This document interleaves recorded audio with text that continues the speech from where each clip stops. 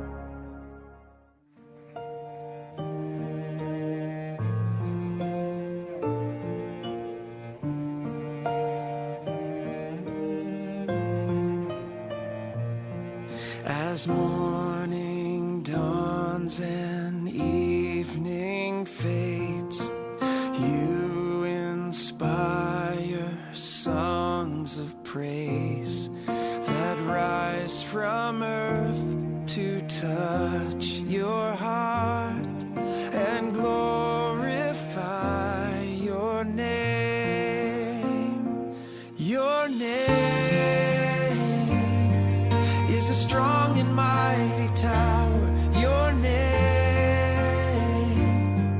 is a shelter like no other. Your name, let the nations sing it louder, 'cause nothing has the power to save but your name.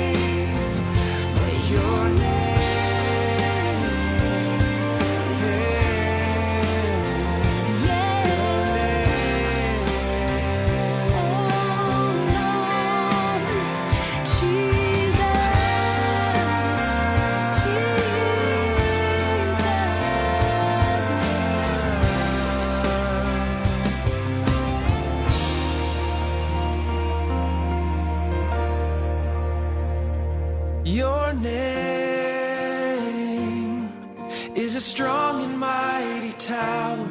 Your name is a shelter like no other. Your name, let the nations sing it louder, 'cause nothing has the power to save like your name.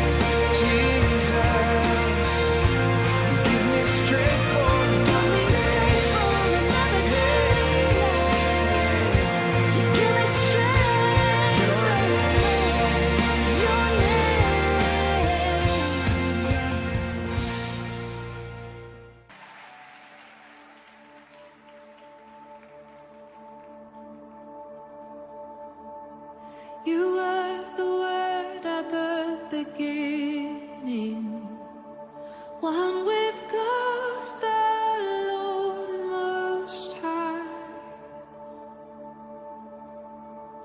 Your hidden glory in creation, now revealed in you, our Christ.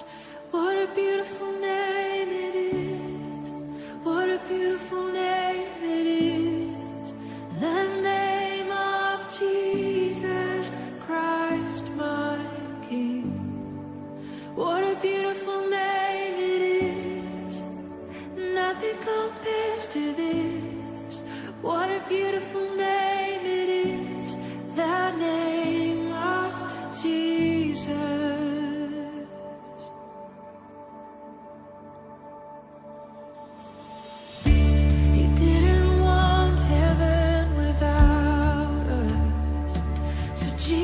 you brought heaven down.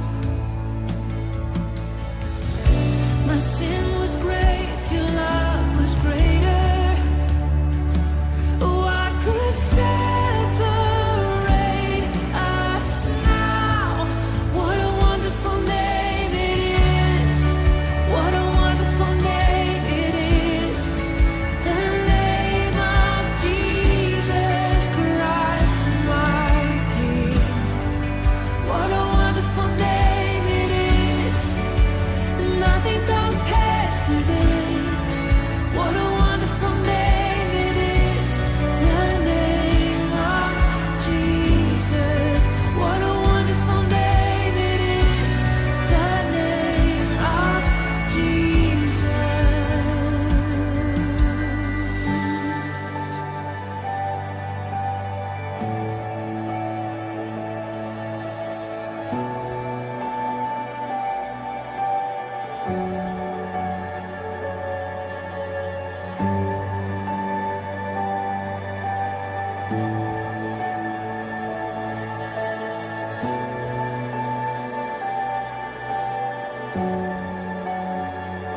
How sweet is your name, how good you are. We love to sing of your name, Lord. Love to sing of who you are. Death could not hold you. The veil tore before you. You silenced the boast of sin and grave. The heavens are roaring, the praise of your glory. For you are raised to life again. You have no rival, you have no equal. Now and forever, God, you reign. Yours is the kingdom, yours is the glory, yours is the name above all names. What a powerful name it is. What a powerful name it is. The name of Jesus Christ, my King. What a powerful name it is. Nothing can stand against. What a powerful name it is. The name of Jesus. You have no rival.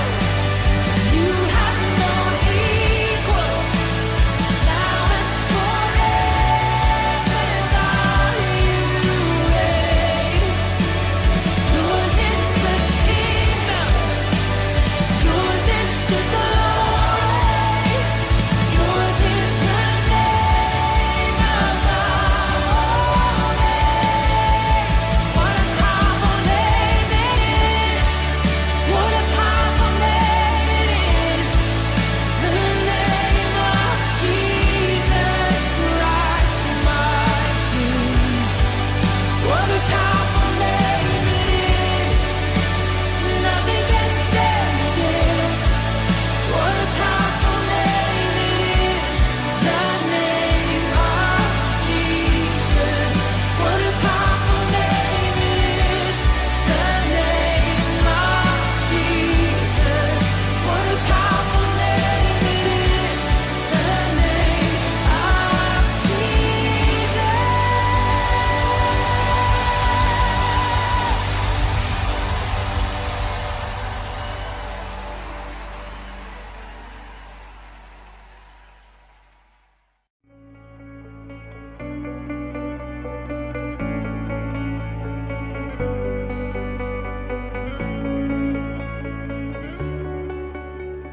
Magandang araw po sa ating lahat. Ngayon po ay itutuloy na natin ang ating pag-aaral sa salita ng Diyos. Dahil po ganito ang ating sitwasyon, tuloy-tuloy pa rin po tayo sa ating Sunday online service. At itutuloy po natin yung ating tema ng itong buwan po na to. Kagaya po ng ating tema, yung tamang pananalangin. Sabi po ni Lord sa Matthew 6:9-13, sabi po dito, ganito kayo mananalangin. Ama namin nasa langit, sambahin nawa ang pangalan mo. Ikaw nawa ang maghari sa amin, sundin nawa ang iyong kalooban dito sa lupa tulad sa langit. Bigyan mo kami ng pagkain, kakainin.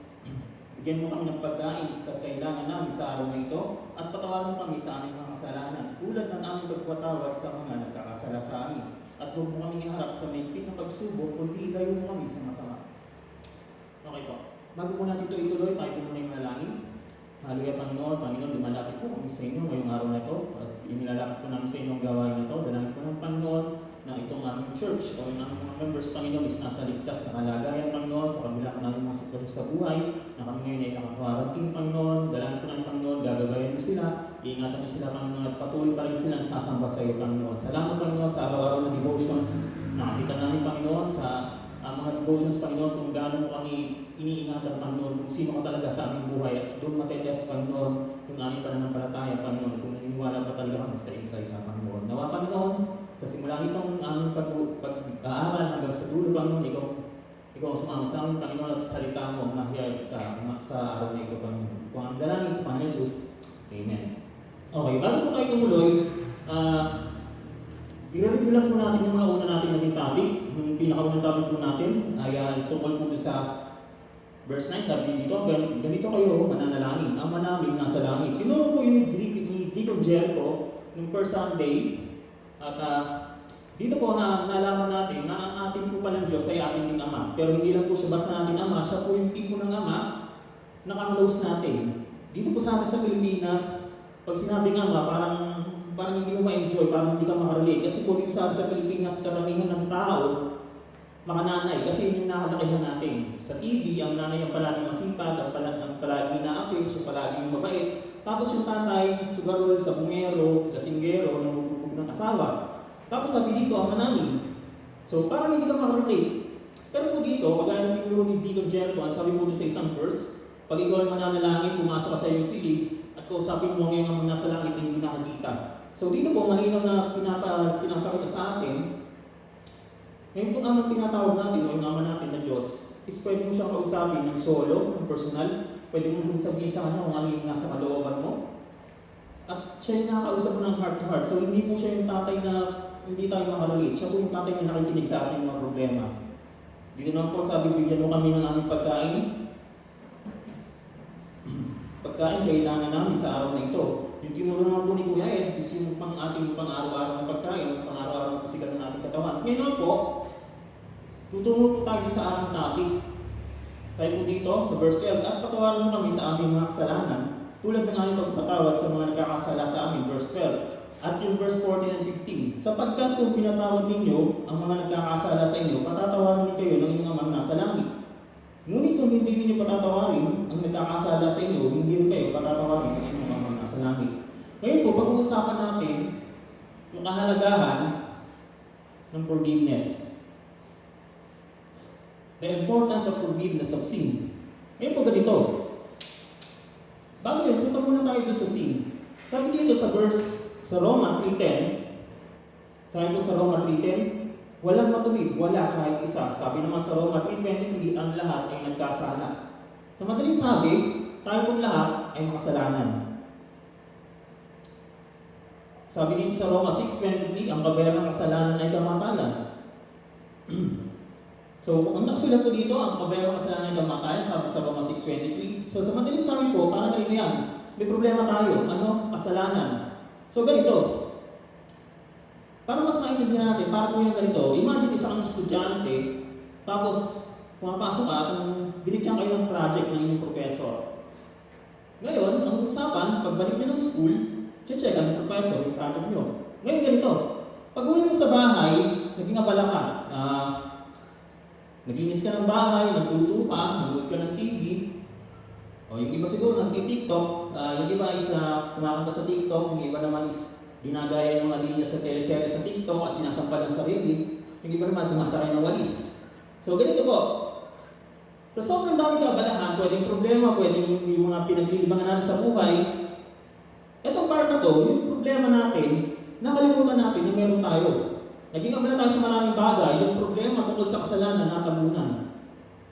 At ang problema, one day, pagbalik mo sa school, at pag-check na ni Prof yung project mo at wala kang nailabas, bagsak ka. Para kung ganun ang kasalanan, meron tayong dapat inaasikaso, kaya lang sa dami ng ating kabalahan, sa ating paglilibang, sa mga problema na natatabunan po, yung usapan tungkol sa kasalanan. At sabi po dito sa binasa natin sa Roma 6:20, ang kabayarang ng kasalanan ay kamatayan. Pag ikaw ay pumasok sa school at hindi mo dala yung project mo at wala kang nagawang project dahil hindi mo inaskaso, automatic bagsak ka, punta ka dito sa kamatayan. Bagsak ka, diretso, impyerno. Sa madaling sabi, may problema talaga tayo. Ang problema natin, kasalanan. Pero, kung itutuloy natin yung Roma 6:23, ang sabi doon, sabi sa Roma 6:23, ang kabayarang ng kasalanan ay kamatayan, ngunit ang kaloob ng Diyos ay buhay na walang hanggan sa pamamagitan ni Kristo Jesus na ating Panginoon. Kung ang problema natin ay kasalanan, ang Diyos po ay nagbigay ng solution. Ang sabi doon, forgiveness is offered to us. Paano? Sabi po doon, ngunit ang kaloob ng Diyos ay buhay na walang hanggan sa pamamagitan ni Kristo Jesus na ating Panginoon. Ganito po yan. Sabi sa amin, 85 verse 2, ang kasamaan ng mga anak mo ay nilimot mong tunay, pinatawad sila sa nagawa nila mga kasalanan. Sa Isaiah 43 verse 25, gayon man ako ang Diyos na nagpapatawad sa inyong mga kasalanan, hindi ko naalalahanin pa ang inyong mga kasalanan. So ganun. May problema tayo ng kasalanan, pero nag-offer si Lord sa atin ng solution, forgiveness. Ang sabi dito, ulitin ko po sa aking translation, gayon man ako ang Diyos, sa Isaiah 43 verse 25, gayon man ako ang Diyos na nagpapatawad sa inyong mga kasalanan, dahil sa pag-ibig, aking nililimot ang inyong pagsalansang. Question, kailan tayo pinatawad ng Diyos? Ang sabi ko sa Hebrews 10:10 and verse 17, kailan at paano tayo pinatawad ng Diyos? Verse 10, sabi doon, at dahil sinunod niya ang kalooban ng Diyos, tayo ay ginawang banal ni Jesucristo sa pamamagitan ng minsanang paghahandog ng kanyang sarili at iyon ay sapat na. Verse 17, pagkatapos ay sinabi pa niya, kalilimutan ko ang kanilang mga kasalanan at kasamaan. Sa Hebrews po yan. Ngayon po, ganito po yan. Nung si Lord po ay pinako, kinuha niya po lahat ng ating kasalanan at kinasama po niya nga ipako ng ating mga kasalanan. In other words po, parang ganito. Si God bilang ating judge at tayo yung nasa sakdal, ang hatol po sa atin ay tayo po ay hindi nagiliti dahil ang ating kasalanan ay kinuha na ni Jesus Christ at siya na po ang namatay para sa atin. Kagaya po ng nakasulat sa Roma 6:23, ang kabayaran ng kasalanan ay kamatayan at ang namatay po para sa atin ay walang iba kundi si Lord. Kumbaga po parang kung ganito. Kumbaga sa bata na naglaro sa labas at dumi ng katawan, parang napaliguan ka na, malinis ka na ulit, wala na yung kasalanan mo, wala na yung dumi sa'yo. So parang ganun po ang nangyayari. Tinanggal na ni Lord, kinuha na ni Lord, kaya sa mata ng Diyos, malinis na tayo. Ngayon po ganito. Kung tayo po ay napatawad na at naipako na yung kasalanan natin kasama sa krus, at tayo ay napatawad ng Diyos, bakit doon sa verse 12 ng Matthew 6, bakit humihingi pa rin tayo ng kapatawaran kung napatawad na pala tayo? Kung yung kasalanan natin ay napatawad na, yung past, yung present, at yung future natin ay tanggal na, yung mga kasalanan natin, bakit humihingi pa rin tayo ng tawad kung malinis na pala tayo? Ang sabi po dito sa verse 12, at patawarin mo kami sa aming mga kasalanan, tulad ng aming pagpatawad sa mga nagkakasala sa amin. Sabi po sa verse 14, sapagkat kung pinatawad ninyo ang mga kasalanan, sapagkat kung pinatatawad ninyo ang mga nagkakasala sa inyo, patatawarin din kayo ng inyong amang nasa langit. Ngunit kung hindi ninyo pinapatawad ang mga nagkakasala sa inyo, hindi rin kayo patatawarin ng Ama. Sabi po kanina, sa Hebrews 10:10, tsaka sa verse 17, okay na, malinis na. Wala na yung kasalanan, nakapako na sa krus kasama ni Lord. So wala na tayong problema. Eh bakit dito sa verse 12 at sinasabi is, kailangan pa rin natin humingi ng pagpapatawad para sa ating kasalanan at kailangan pa rin natin magpatawad sa ating kapwa, paano mapatawad tayo ng Diyos? So parang may kakaibang nangyayari. Ganito po yan. Yung unang pagpapatawad is para po siyang judicial, as in si God yung ating judge at sinusgahan niya tayo tungkol sa ating mga kasalanan. At ang hatol po sa atin ay hindi tayo guilty dahil kinuha na nga ng Panginoong Jesus yung ating mga kasalanan. Pero meron pa pong isang paraan ng pagpatawad ng kasalanan ng Panginoon. Ito lang po yung parang parental na pagpapatawad ng kasalanan. Ganito po kasi yun. Kahit kinuha na ng Panginoong Hesus ang ating kasalanan, at tayo ay, kumbaga, sabi ko nga kanina, kumbaga sa bata, parang pinaliguan na at malinis na, sa ating pong pang-araw-araw na buhay, kahit tayo ay Kristiyano na, sa ating pong paglakad dito sa ating mga buhay, tayo po ay nadudumihan pa rin o nagkakasala pa rin. Kaya kung meron pong eksena sa Bible kung saan hinugasan ni Lord yung paa ng kanyang mga disciples, bakit? Kahit Christian na sila, nagkakasala pa rin sila. At ganito po yun. Kahit tayo yung mga Christian na, tayo sinasabi natin tayo tumanggap sa Panginoon, sa pang-araw-araw nating buhay, tayo po ay nagkakasala pa rin. Kaya, kailangan pa rin natin pahugasan kay Lord, kailangan pa rin natin aminin kay Lord ang ating mga kasalanan para maging malinis tayo. Para kung ganito yan, kayo po ay nagtrabaho sa labas at kayo po ay frontliner, may mapapansin po kayo sa mga balita sa TV na hindi sila makauwi ng bahay.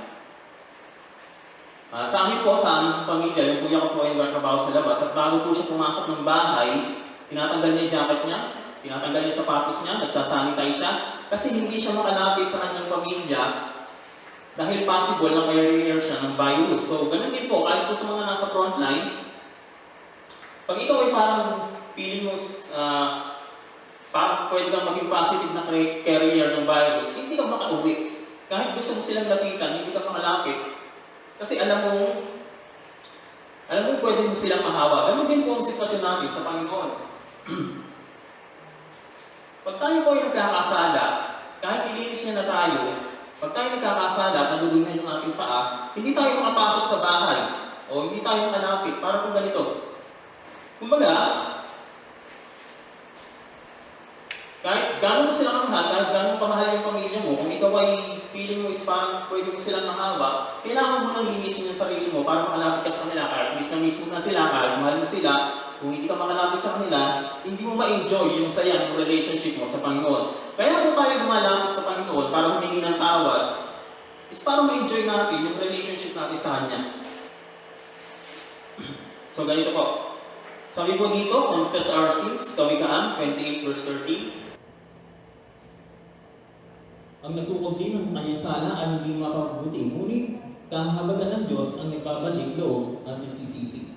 Sa Matthew 6 verse 12 po, sabi doon, patawarin kami sa aming mga kasalanan. Si Lord po ang nagutos nito, sabi niya, ganito kayo dapat manalangin, sabi niya sa verse 12, at patawarin mo kami sa aming mga kasalanan. So ganito po, tinuturuan po tayo ni Lord na humingi ng tawad at umamin sa ating mga kasalanan para maibalik natin yung saya ng relationship natin sa Panginoon. Kasi po ganito, example po, si Eva at Adan, nung sila pa lang, si Eva, si Adan at ang Diyos, kung sila po ay nasa garden, masaya po sila nung nag-uusap-usap ng Diyos, okay yung relation nila, okay yung samahan nila. Pero, nung nagkasala po yung dalawa, ang unang reaction nila, ang unang ginawa nila, nagtago po sila. Ganon din po sa atin, pag tayo po ay nagkakasala, yung relationship natin sa Diyos, yung samahan natin sa Kanya, na una, okay, nilinis niya na tayo, napatawag niya na tayo, pero dahil tayo nagkakasala sa araw-araw, yung relation natin sa Kanya, nagkakaroon ng gap. Natatakot tayo na baka malaman niya, natatakot tayong lumapit sa Kanya, nahihiya tayo. Kaya hindi natin ma-enjoy yung samahan o yung saya, yung pagsasama. Ganun din po sa lahat ng relasyon. Kahit kayo may mag-boyfriend, girlfriend, mag-asawa, magkaibigan, magkakapatid. Kung kayo po ay mayroong nagawang kasalanan sa inyong kapartner o sa inyong kaibigan, sa inyong malapit sa buhay, nahihiyan lumapit sa Kanya. Yung samahan ninyo na okay, nawawala, nagkakaroon ng gap. So parang din po tayong gano'n sa Panginoon pag tayo nagkakasala. Kaya sinasabi niya po sa atin, tayo umamin sa ating mga kasalanan. Ngayon po ganito, kung tayo ay tinatawag na, tayo tinuturuan ng Panginoong Yesus ng patawad at humingi ng tawad sa Kanya para maibalik yung kasiyahan o yung saya ng relationship natin sa Kanya, bakit kailangan pa natin magpatawad ng iba? Kung napatawad na pala tayo at yung relationship naman natin sa Kanya, gusto niyang maibalik sa Kanya. Ganito po. Sabi po sa Matthew 18 verse 21 to 35,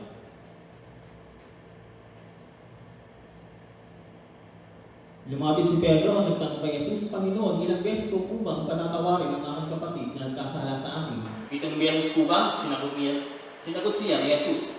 Hindi 7 beses, kundi 70 ulit na 7. Sapagkat ang kaharian ng langit ay katulad nito. Ipinasya ng isang hari na hinga ng ulat ang kanyang mga alipin tungkol sa kanilang mga utang. Nang simula niya kung makwenta, dinala sa kanya ang isang lingkod na may utang ng milyong-milyong piso. Dahil siya walang maibayad, inutos ng hari na ipagbilis siya, pati ang kanyang asawa, mga anak, at lahat ng kanyang ari-arian upang siya ay makabayad. Lumuhod ang lingkod sa harapan ng hari at nagmakaawa. Bigyan pa po ninyo ako ng panahon at babayaran ko sa inyo ang lahat. Naawa sa kanya ang hari kaya pinatawad siya ng sa kanyang pagkakautang at pinalaya. Question. Ganito po. Doon po sa istorya, para mas magdali natin maintindihan, meron pong isang hari at meron pong may utang sa kanya. Ang sabi po doon, ang utang po niya ay milyon-milyon, in other words, hindi na kayang bayaran. Question, sino po yung hari? Ang Diyos. Question, sino yung may utang? Tayo. Ngayon po ganito. Doon po sa eksena, tayo daw, o tayo, ay may utang sa Diyos na milyon-milyon, in other words, hindi natin kayang bayaran. At kung sinisingil na tayo, at sabi po doon, ang sabi ko na nga, imposition niya, o ganito na lang, ikaw, yung asawa mo at yung anak mo, ipagbibili namin para maging alipin, iyon ang kabayaran. Ngayon po, itong alipin, o itong tao na to na may utang dun sa hari, siya po ay nagmakaawa, lumuhod sa ang lingkod sa harapan ng hari at nagmakaawa. Bigyan po ninyo ako ng panahon at babayaran ko sa inyo ang lahat. Naawa sa kanyang hari, kaya pinatawad siya sa kanyang pagkakautang at pinalaya. Ngayon ganito po, kung ito may utang, na napakalaki at hindi mo kayang bayaran at ang decision ng hari ay yung asawa mo at anak mo, pati ikaw, ay ibibenta, tapos nagmakaawa ka at pinatawad ka, anong maramdaman mo? Siyempre, dapat masaya ka. Kasi yung utang na hindi mo kayang bayaran, pinatawad na. Pati yung mga pinakamahalaga sa'yo, muntik na mawala sa'yo. Kaya dapat, kung may utang na gano'ng kalaki at yung mga mahalaga sa'yo is muntik na mawala sa'yo, dapat ang maramdaman mo, masaya ka. Tama ba? Ang kaso, ganito po, tuloy po natin. Ngunit pagkaalis roon ay nakita niya isa sa niyang kapwa lingkod na may utang sa kanya na ilang daang piso. Sinakal niya ito at sabay sabi, magbayad ka ng utang mo. Lumuhod ito at nagmakaawa sa kanya. Bigyan mo pa ako ng panahon at babayaran na ta. Ngunit hindi siya pumayag. Sa halip ito ay pinabilang mo niya hanggang sa makabayad. Sumama ang loob ng ibang mga lingkod ng hari sa pangyayari iyon. Kaya pumunta sila sa hari at nagsumbong. Ganda po. Yung isang lalaki lang na may utang ng milyon-milyong piso, which is nire-represent tayo, pinatawad siya. Yung utang niya hindi niya kayang bayaran, yung mga mahal niya sa buhay, yung muntik nang mawala sa kanya, yung mga pinakamahalaga sa kanya, is nasa kanya pa rin at napatawad na siya. So kung tayo yun, dapat ang nararamdaman natin, masaya tayo. Kasi parang nakalaya tayo sa alahanin, sa problema, pati sa pagkakautang natin, wala na. Wala ka nang aalahanin araw-araw na paano ko ba babayaran to, paano ko ba aayusin itong sitwasyon na to, yung mga mahal ko sa buhay, muntik nang mawala sa akin. Pero, pinatawad ako. So dapat masaya ka. At ang nire-represent doon ay walang iba kundi tayo. Pinatawad tayo ng Diyos sa mga kasalanan natin na napakalaki at yung mga mahalaga sa atin, ang muntik na meron niyang kunin, is nasa atin pa rin hanggang ngayon. Wala na tayong problema, wala na tayong alahanin, dapat masaya tayo. Pero bakit ganun ang reaction natin? Sabi doon, ngunit pagkaalis roon ay nakita niya isang kapwa lingkod na may utang sa kanya. Sa translation mo po is parang nagkasalubong sila. At ang sabi doon, sinakal niya ito. So, parang ganito. Dapat masaya kasi pinatawag ka ng Diyos sa isang utang na hindi mo kayang bayaran. Pero bakit nagkaganon? Nung nakasalubong mo yung isang mong kakilala, o yung isang mong kapatiran, o yung isang mong kasama, bigla kang nainis. Nasaan na yung saya ng pagpapatawad sa'yo? Saan ka nakapokus? Doon sa pagpapatawad sa'yo o doon sa nagkakasala sa'yo ng sabi doon ay ilang daang piso? Sa translation ko sa Bible, ang sabi doon, yung utang ng lalaki is 10 million. Tapos ito naman, ang utang nito ay 500 o 5,000. Ganun lang po siya kaliit. Ang utang natin sa Diyos na pinatawad sa atin, napakalaki. Muntik pang kuin. Base dun sa istorya, yung anak pati yung asawa, muntik pang mawala sa kanya. Pero pinatawad siya. So dapat masaya tayo. Pero ganito, kung nakasalubong mo yung isa, gusto mo nang patayin. Ano po ang nangyayari? Bakit ganun? Sa continuation po ng istorya na to, sabi po sa istorya na yan, nagsumbong po yung ibang tauhan. Tapos, nung nalaman ng hari, pinatawag niya ngayon yung alipin na po yung lalaki na utang sa kanya, pinatawag niya at sinabihan niya ng ganito, napakasama mo. Di ba pinatawag kita na habag ako sa'yo? Di ba dapat pinatawag mo rin yung kapwa mo? Again, yung hari po dito ay walang iba kundi ang Diyos. Tapos, yung may utang na milyon-milyon piso, tayo. At ang sabi sa atin ng Diyos, napakasama mo. Sabi doon, ipinatawag ng hari ang likod niya, napakasama mo. Sabi niya, pinatawag kita sa utang mo sapagkat makaawa ka sa akin. Naawa ako sa iyo, hindi mo dapat ka rin sanang mahabag sa kapwa mo.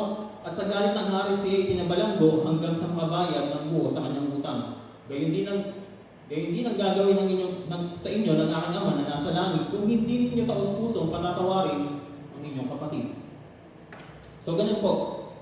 Bakit kailangan natin magpatawad sa ating kapwa? Kasi kagaya po yung nakasulat sa Galatians 7, ito po yung sikat na kasabihan na parang kasabihan ng matatanda. Kung anong tinanim, yun ang naanigin. Ang base po dun sa istorya, pinatawad siya ng hari sa kanyang utang, tapos nung pauwi na siya, nakasalubong niya isa pa niyang kasama at sinakal niya. Humingi ng tawad sa kanya pero hindi niya pinatawad at pinabalanggo niya hanggang sa mabayad.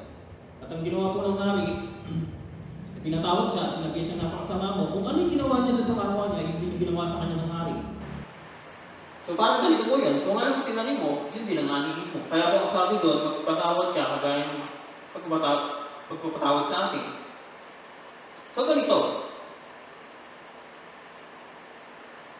Ang sabi po doon, magpatawad na tayo ng Diyos, malinis na yung ating mga kasalanan, pero sa pang-araw-araw nating buhay, tayo nagkakasala pa rin bilang mga Kristiyano. At kailangan natin yung aminin sa Diyos para malinis tayo at para makalapit tayo sa Kanya, para ma-enjoy natin yung presence o yung ating relasyon sa Kanya. At sabi din po dito, magpatawad tayo ng ating mga kapwa kung paano tayo tinatawad ng Diyos, dapat ganun din tayo magpatawad sa kanila. Ngayon ganito. Dun po sa istorya, yung lalaki pinatawad sa milyon-milyon, hindi niya nagawang patawarin. Yung lalaki, yung sabi doon, is napakaliit ng utang. Ang malagang utang is ganito. Bakit mahirap magpatawad ng kapwa? Bakit ba mahirap magpatawad ng kapwa? Siguro naman po lahat dito is meron taong na-imagine o meron kang, siguro makaka-relate ka, meron kang taong na-imagine na yung tao na yun is hindi mo mapatawad or sabihin natin masama ang loob mo sa kanya. Siguro sa ngayon hindi masama ang loob mo sa kanya pero pag nakababanggit yung pangalan niya o pag naaalala mo siya, biglang nag-iiba yung mood mo. Sabihin natin kung makasalubong mo siya, ano yung magiging mood mo?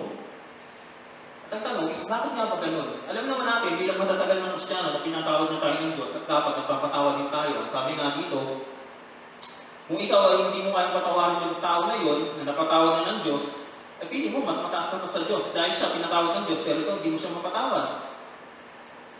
Ay ang tanong nga, bakit nga ba hindi natin magawang magpatawad ng kapwa natin? Paano mo patatawaran ng isang taong hindi naman nagsosorry? Paano patatawaran yung taong hindi nagsosorry dahil pili niya wala naman siyang ginagawang masama? Paano mo patatawaran yung taong nagsosorry lang kasi nahuli mo? Paano mo papatawaran yung taong nagsosorry lang kasi ayaw mo maparusahan? Paano mo patatawaran yung taong alam mo namang paulit-ulit niya lang ginagawa, yung mali niyang ginagawa? Paano patatawaran yung isang taong lumalapit lang sa'yo, malambing sa'yo, pag may kailangan sa'yo, pero pagkatapos nun, wala na? Paano patatawaran yung taong alam mo wala namang plano magbago? Bakit mahirap magpatawad? Isipin lang po ang sagot niyan dahil hindi mo talaga dapat patawarin. Walang magandang dahilan, walang logic kung bakit mo patatawarin isang tao wala namang plano magbago, hindi naman nagsosorry, o kung ano pa man yung reason. Hindi naman talaga dapat patawarin ng mga ganong klaseng tao. Pero nagawa po yun ng Diyos sa atin. Tayo po yung tinutukoy doon. Kung meron kang tao na i-imagine, na sa tingin mo, itong taong to, pag may kailangan lang sa akin, tsaka lumalapit, itong taong to, nagsosorry lang kasi nahuli ko, itong taon na to, ganito ganyan. Pero sa totoo lang po, lahat tayo, ganun tayo sa Diyos. Malapit lang tayo, pag may kailangan tayo sa Diyos. Sabi po doon, pinatawad tayo sa milyon-milyon, pero yung kapwa natin, hindi natin mapatawad kahit balik na kasalanan sa atin. Napatawad tayo ng Diyos sa laki ng kasalanan natin. At sabi po doon, love covers over multitudes of sin. 1 Peter 4:8. Sabi po doon, higit sa lahat, pagmamahalan kayo ng tapat sapagkat ang pagmamahal ay pumapawi ng maraming kasalanan. Nagawa po yun ng Diyos kasi sabi nga sa Bible, God is love. At ang sabi po dito, higit sa lahat, magmamahalan kayo ng tapat. Doon po muna tayo sa higit sa lahat. Pag sa higit sa lahat, ibig sabihin, yung nasa top priority. Higit sa lahat, magmamahalan kayo ng tapat sapagkat ang pagmamahal ay pumapawi ng maraming kasalanan. Ganito po. Kung alam niyo po yung story ng prodigal son o walibuhang anak, ganito po yung story noon. Meron po isang tatay, meron po siyang dalawang anak. Ang sabi po doon ng bunso, Ama, pwede ko na bang kunin yung mana ko? At ang ginawa po ng tatay is pinagti po niya yung mana doon sa panganay at sa bunso niyang anak. Ang ginawa po ng anak, sabi doon, pagkalipas ng ilang araw, pinagbili niya yung kanyang mana, tapos umalis po siya sa kanila at lumayo. Nagpakasaya, ginamit sa diwas tulong pamumuhay yung pera, hanggang sa nagkaroon po ng tagutom doon sa lugar na yun, naubos yung pera niya, naghihirap siya. Ang ginawa po niya, nag-apply po siya ng trabaho sa babuyan. Until wala na siyang nakain, humihingi siya ng pagkain sa mga tao, ayaw siyang bigyan ng pagkain, hanggang sa nakikipagagawa na siya ng pagkain sa baboy. At nung time na naghihirap na siya, doon niya na-realize, ang sabi niya sa sarili niya, mabuti pa'y alipin ng aking ama, may sapat na pagkain, lumalapis pa, samantalang kami mamamatay na sa gutom dito. Kaya sabi niya sa sarili niya, babalik ako sa aking ama, sabihin ko sa kanya, Ama, nagkasala po ako sa Diyos at sa inyo, hindi na po ako karapat-dapat na tawagin ninyong anak, ituloy niyo na lang po ako sa inyong bilang isa sa inyong mga alipin. At umuwi nga sa kanila. Ngayon po, ganito yung eksena. Ako pa uwi siya, nakita na siya agad ng tatay niya, malayo pa lang, sabi doon, malayo pa lang, natanong na agad siya ng tatay niya. At sabi doon, ito ay labis na habag sa kanya. Patakbo siyang sinalubong, hinalkan at niyakap. Yung pong word na niyakap, hindi po yun yung word na hug. Yung pong word na yun is meaning embrace. Pag sinabing embrace, hindi lang siya yakap. Pag sinabing embrace, may kasama po ng word na acceptance. Yung anak, na hiningi yung mana, pagkatapos kunin yung mana, sabi nga ng isang inaayuhan namin doon is parang naglibaliw, parang ganon. Binubos yung pera sa diwas ng pamumuhay. Ayun, sabi niya is parang nagwalwal, ganun daw. Ayun, ganito.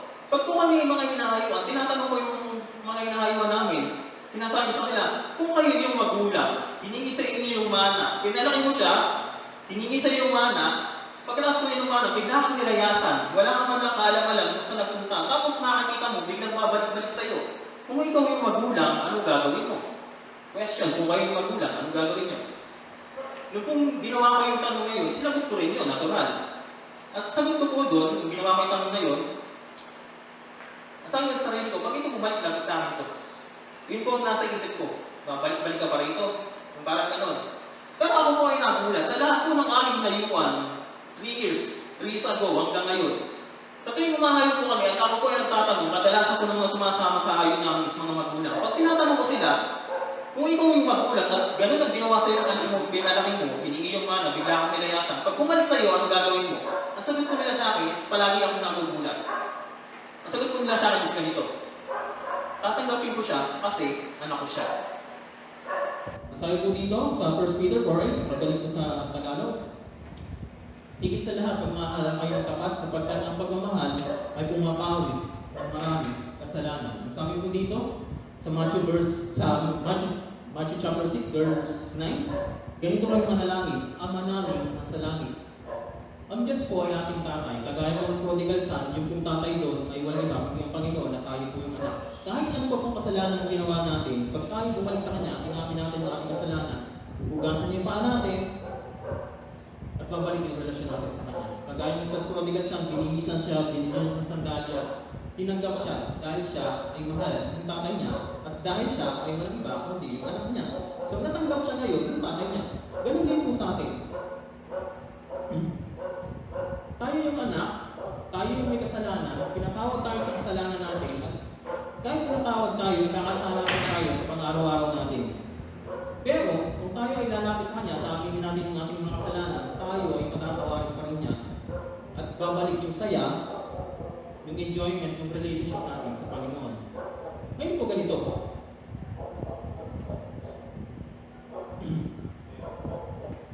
The importance of forgiveness. Nakita po natin kung gaano kahalaga yung pagpapatawad sa ating kapwa at kung gaano kahalaga na hingin natin ang kapatawaran sa Diyos. But question, sa ganitong panahon na ang focus ng tao is nasa balita, nasa sasakit, nasa kung ano na bang sitwasyon, ito ang topic ng forgiveness ay make sense ba? Parang gano'n. Ito ba ang gusto nyo marinig? O gusto nyo marinig is mahal ako ng Diyos, hindi niya ako pababayaan, matatapos din itong sakit na to, ang Diyos ang manggagamot natin. Yung mga ganong topic. Pag nalupas ko kayo ng Facebook ngayon, ang mga makakita nyo palagi, mga galit sa mayor, galit sa kapitan, at galit sa senador. Mga ganong klaseng balita ko. At ang isang pang makikita, syempre mga nagtitiktok, isang pang makikita doon, isa ito, yung obvious na obvious palagi. Yung mga tao na biglang nagpe-pray. Yung mga tao hindi nagpo-post dati ng prayer, biglang nagpo-post na ng prayer, biglang nagpo-post na ng panalangin. Sama-sama, iba-iba yung prayer. Ang nasa prayer nila is, sabi ng isa, sana pag-isip ko bukas, back to normal na. Yung iba naman, Lord, kayo po yung bahala sa amin, kayo pa rin po ang may hawak ng sitwasyon. Yung mga ganun, sana gumaling na, sana mawala na yung sakit, sana mag-back to normal na. Ngayon po ganito, meron po isang istorya sa Bible na naalala ko na parang ganito rin po yung sitwasyon. Nasa Mark chapter 2, verse 1 hanggang 5, at dito po tatapusin. Sabi po doon, kung pamilyar po kayo dito sa story na to, sabi doon, bumalik si Jesus sa Capernaum pagkalipas ng ilang araw at kumalat ang balitang siya ay nasa kanyang tahanan. Kaya't nagkatipon ang napakaraming tao, ano pat wala ng matayuan kahit sa labas ng pintuan. Samantalang nangangaral si Jesus, may dinating na isang paralitikong dala ng 4 katao. Hindi nila ito mailapit kay Jesus dahil sa dami ng tao, kaya binakbak nila ang bubong sa tapat niya at inubos ang paralitikong nakaratay sa higaan.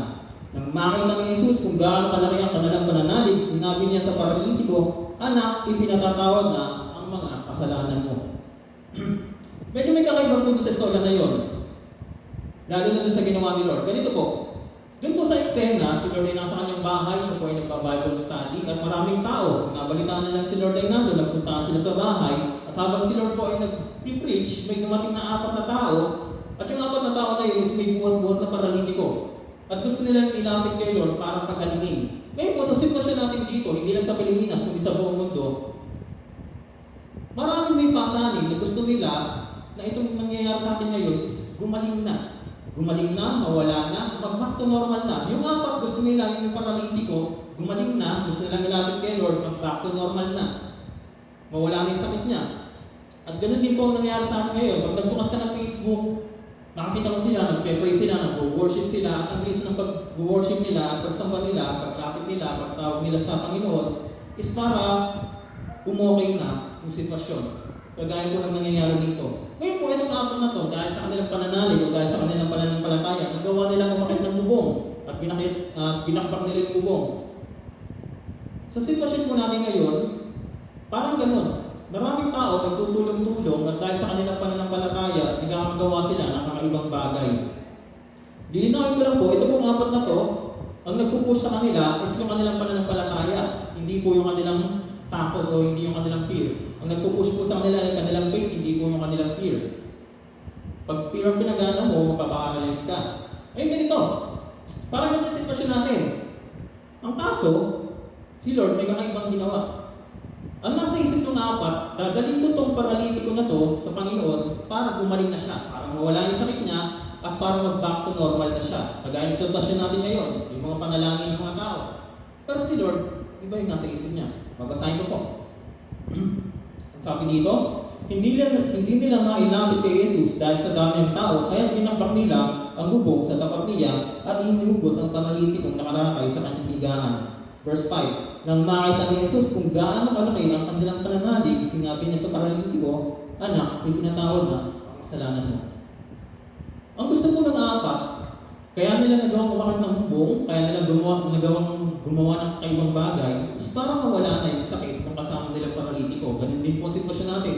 Nagtutulong-tulong ang mga tao, nagpipray sila para mawala na yung nangyayari ngayon at para mag-back to normal na. Pero si Lord, iba yung ginawa niya, iba yung paraan niya, at syempre, palaging mas mataas yung reason niya at yung purpose niya. Ang sabi doon, anak, pinatawad na ang mga kasalanan mo. Sa sitwasyon po natin ngayon na ganito, at kung pagpapasihan natin yung istorya, siguro meron pang ibang tinuturo sa atin si Lord. Yung topic natin ngayon is forgiveness, hindi siguro ito yung topic na gustong marinig ng karamihan. Pero dito sa istorya natin, si Lord, imbes na pagalingin niya lang yung paralitiko, pinatawad rin niya yung kasalanan. So ano po ang point ko? Sa sitwasyon natin ngayon, siguro meron ibang pag gustong ituro sa atin si Lord. Sabi nga doon, importance of forgiveness. Parang ganito po yun. Kahit gumaling ka sa sakit mo, kung hindi ka naman napatawad sa kasalanan mo, diretso ka lang sa impyerno. Baliwala rin kahit gumaling ka sa sakit. Ganito po.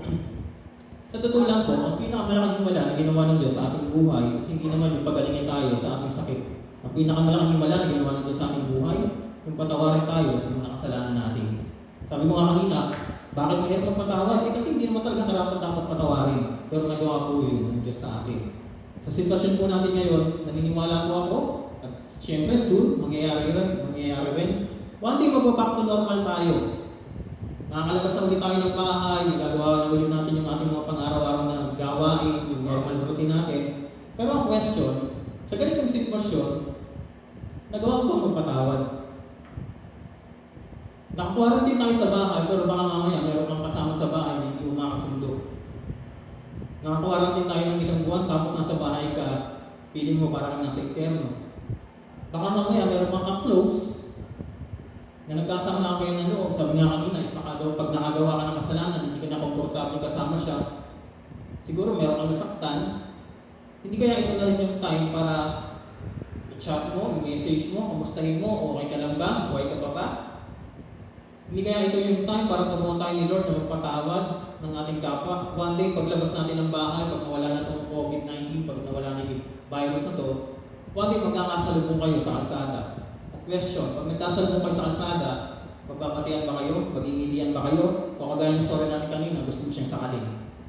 Sana po, sa sitwasyon natin ngayon, hindi masamang lumapit sa Panginoon para humingi ng kagalingan, pero kagaya ng tinuturo sa atin ng Panginoon, ng kahalagahan ng pagpapatawad sa ating kapwa. Gamitin po natin itong sitwasyon na to, gamitin natin itong time na to. Sa totoo lang po ngayon, sa panahon natin, maraming tao na sa bahay lang, maraming problema, nag-iisip kung paano sila kakain. Kagaya yung nasa balita, umiiyak yung isang lalaki, sabi niya, piling niya parang sila na lang dahil isa siyang nurse. Walang kumakausap sa kanila, hindi pa is parang naitataboy pa. Sa sitwasyon po natin ngayon, maraming naghahanap ng mag-aalala sa kanila o ng magpapalakas ng loob nila. Baka ito po yung time para kamustahin natin yung ating mga nakagalit, yung mga tao pag naaalala natin, sumasama ang loob natin. Forgiveness, yung importance of forgiveness, ngayon po natin gamitin. Aside po dun sa binasa natin kanina, ang tunay na pagmamahal is pumapawi ng maraming kasalanan. Kung paano pinatawad tayo ng Diyos at sana na-enjoy natin yun, pero hindi natin ma-enjoy dahil ang focus natin is ang kasalanan ng isa.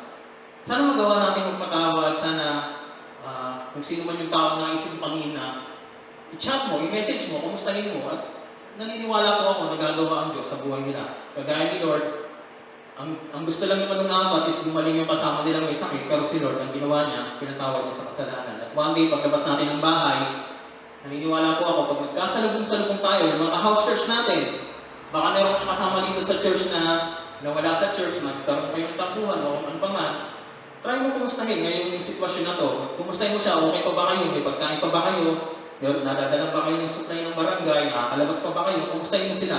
Tapos i-end mo sa God bless. Sa totoo lang po, yung salitang God bless, ito po yung nasubukan ko na, ito po effective. Pag ikaw ay nagsabi ng God bless sa isang tao, lalo na kung totoo, nararamdaman po nila yun. Kung sino man yung taong pwedeng nakagalit mo o nakagalit ka, nagkaroon kayo ng tampuhan, kumustahin mo at sabihin mo, God bless. At naniniwala mo ako may gagawin ng Panginoon. Sana pa naintindihan ko na ito. Sabi dito, kayo sa lahat, magmahala kayo ng tapat. Sapagkat ang pagmamahal ay pumapawi ang kasalanan. Tayo pang manalangin. Hallelujah, Panginoon. Panginoon, salamat po sa araw na ito. Kailangan po, Panginoon, itong nagtapot namin. Sa amin po lahat, kami po ay tinatamaan ito dahil kami yung tao na pinatawad mo sa milyong pagkakautan. Pero hindi namin magawang patawad yung mga taong may kasalanan sa amin sa mali na halaga, Panginoon. Kailangan po, Panginoon, na ibalik namin yung saya, yung relasyon namin sa iyo. Kailangan po, Panginoon, sa mapatawad namin yung aming mga kapwa sa mga sitwasyon namin ngayon. Madaling magpatawad, madaling magpatawad ngayon, Panginoon. Madaling tumanggap ng pagpatawad. Samantalangin namin itong pagkakataon na ito. Naniniwala kami, Panginoon, na itong nangyayari sa amin ngayon is hindi lang basta nangyayari. Meron ka rin gustong ituro sa amin, Panginoon. Kagaya ng apat na may buhat-buhat ng paralitiko, ang gusto lang nila is mapagaling yung sakit, mag-back to normal, ganun din ang gusto ng karamihan. Pero ang gusto mo is patawaran din siya sa kasalanan niya. Panginoon, gawin din namin yun sa aming mga kapwa, Panginoon. Kung meron kaming taong naalala sa preaching na ito, kumustahin namin siya, i-chat namin siya, i-text, Panginoon, at alalahanin din namin, Panginoon, na itong taon na to is pinatawad mo rin, kaya dapat rin namin siya patawarin, Panginoon. God covers ang multitudes of sins, Panginoon, at kasama kami doon. Kung napatawad mo sila, patawarin din namin sila, Panginoon. Ito pang aming dalangin sa Panginoon Jesus. Amen.